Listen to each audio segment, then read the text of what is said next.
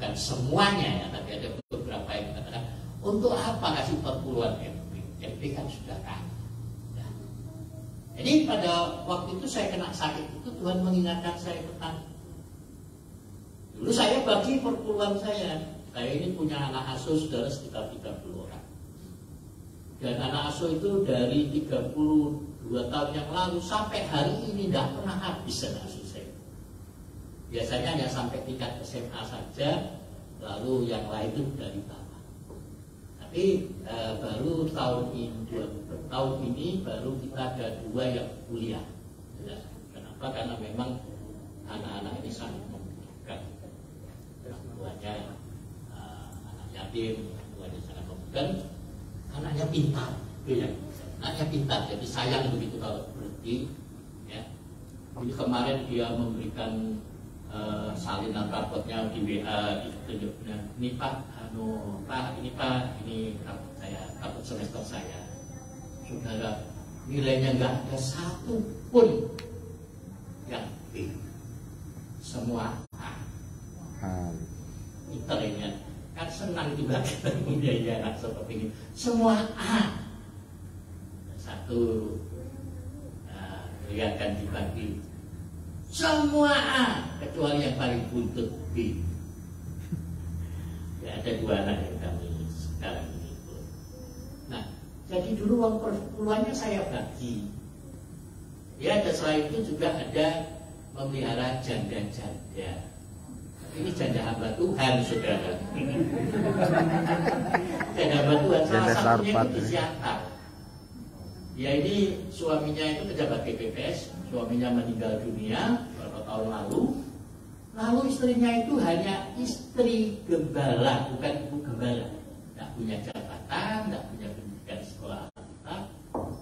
Jadi dia menyerahkan pelayanan itu pada MB. MB-nya dia pulang kampung. Sudah dikirim sama MD-nya berapa hamba Tuhan, semua minggat. Tidak ada yang tahan. Kenapa? Ya itu sepi, jemaat sedikit, tidak ada listrik, tidak ada sinyal HP. Gerejanya juga masih dari kayu, lantainya tanah. Tidak ada yang tahan. Akhirnya jemaat memutus orang untuk datang ke kampung itu, meminta ibu gembala untuk melayani mereka.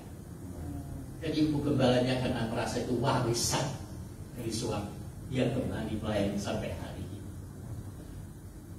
Jadi saya pernah ke sana waktu saya misi. Jadi kita membantu untuk sedikit membiayai sedikit. Tapi ini ibu ini setiap bulan, setiap terima uang saya selalu nggak tahan dengan dia. Saya bilang kalau mau ucapkan terima kasih, WA saja lah, oh terima kasih berkatnya. Sudah, dia tiap telepon saya mesti nangis-nangis, saya nggak tahan. Terima kasih juga pakai tangisan gitu. Nah, dulu saya bagi-bagi itu sebenarnya. Ya, teman-teman berapa bantuan di Kalbim di desa-desa juga ada terima. Memang tidak bagian.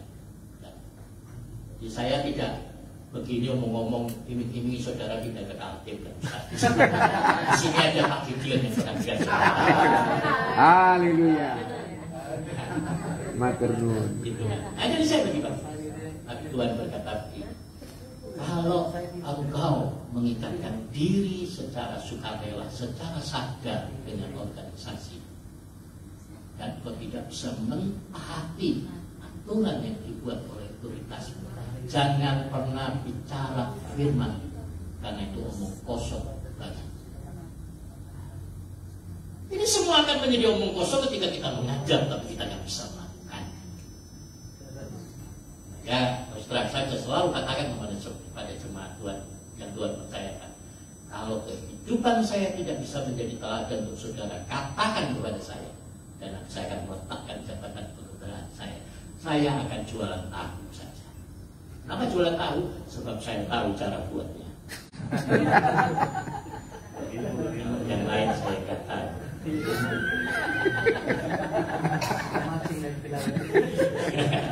Oke, kita teruskan ya. Nah, ini untuk memudahkan kita sebenarnya. Pemilik persepuluhan dengan membuatkan kartu persepuluhan untuk anggota terdaftar resmi. Ya, ini Pak Ketum, Pak Yota sudah lakukan juga ya Pak ya. Nah, kalau saya belum, karena masih sungkan. Iya. Terus yang berikutnya, ketika mendidik jemaat untuk memahami prinsip tabur tuai dan melaksanakan persembahan kasih. Saudara, itu rahasia berkat Tuhan itu sebenarnya kalau percaya itu terletak pada dua hal. Yang pertama itu kembalikan keseluruhan, yang kedua perhatikan hidup hamba Tuhan. Jadi kita pun sebagai hamba Tuhan kita juga harus memperhatikan hidup hamba Tuhan. Teman-teman kita yang lain yang masih sedang merintis, sedang berjuang, yang sungguh-sungguh berjuang bukan untuk cari hidup di dalam pelayanannya. Kita kalau saudara punya kelebihan, lihatlah teman-teman seperti itu, dukunglah mereka. Saudara tidak akan pernah rugi. Saya sudah lakukan itu dan saya tidak pernah dirugikan. Waktu kemarin COVID melanda itu, kita semua berhenti ibadah. Di kota pun terasa perpuluhan jemaat itu dalam tanda kutip jumlah amplopnya itu hilang 70%. Jumlah amplopnya. Tapi berkat Tuhan tidak pernah kurang. Di situ tertutup, Tuhan buka itu yang lain. Kalau pada waktu COVID awal-awal itu tahun pertama itu kami menyalurkan sedikit dukungan untuk rekan-rekan terus 22 orang ya, kurang lebih selama 6 bulan.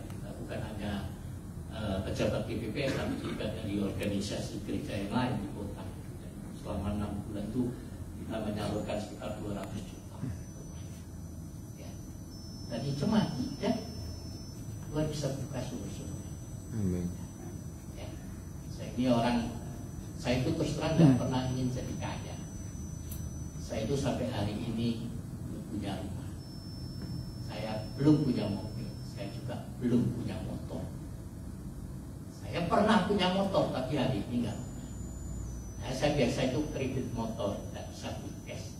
Dan anehnya luar biasa di Bontang itu jemaat itu semua pekerja pernah dibelikan motor sama jemaat. Pendetanya nggak pernah.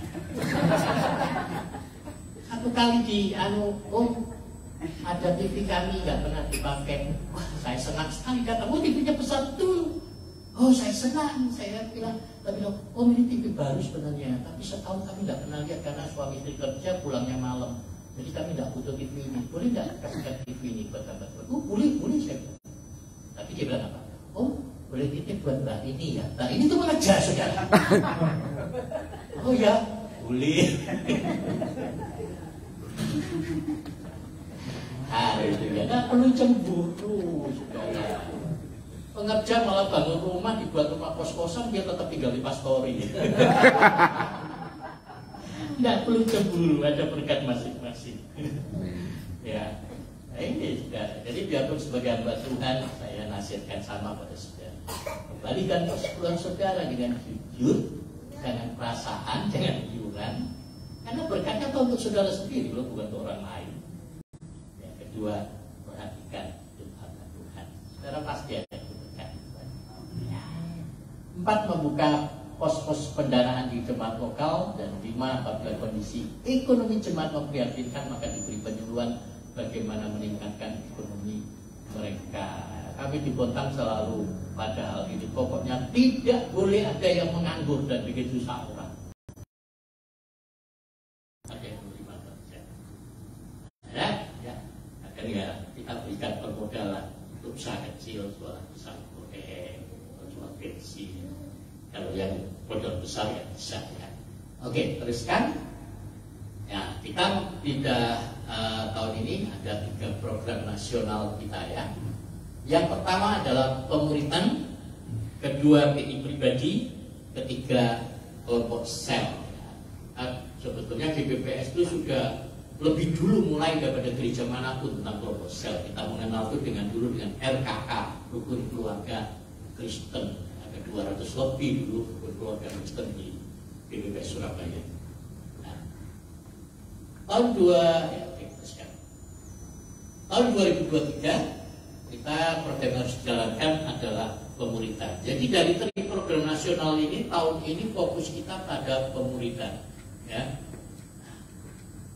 Oke, terus pemuritan harus dimulai dari majelis pusat, MDGPPS, departemen, dan pembela serta pejabat.